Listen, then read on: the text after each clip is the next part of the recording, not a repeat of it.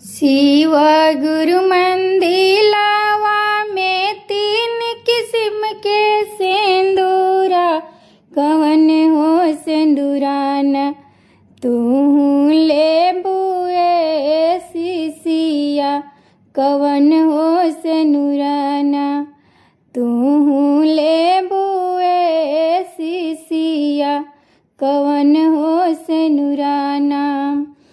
ललका सिनुरा हइये बा, पियर का सिनुरा हइये बा, भखरवे सिनुराना हमहू ले हबे भोला जी, भखरवे सिनुराना हमहू ले हबे भोला जी, भखरवे सिनुराना।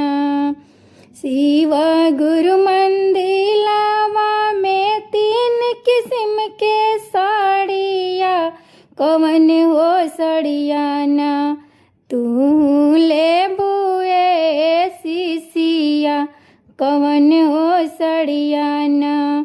ललका सड़िया हइये बा, पियर का सड़िया हइये बा, चुनरिया सड़ियाना हमहू ले हबे भोला जी, चुनरिये सड़ियाना हमहू ले हबे भोला जी, चुनरिये सड़ियाना।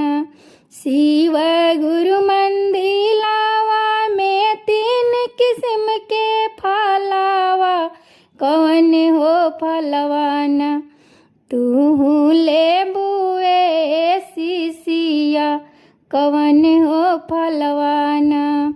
केलवा फलवा हइये बा, सेउआ फलवा हइये बा, सोहगवे फलवाना हमहू ले हबे भोला जी, सोहगवे फलवाना हमहू ले हबे भोला जी, सोहगवे फलवाना।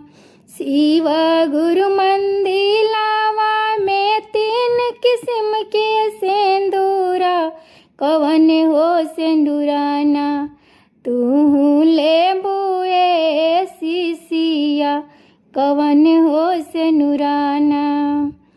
बोला शंकर भगवान की जय।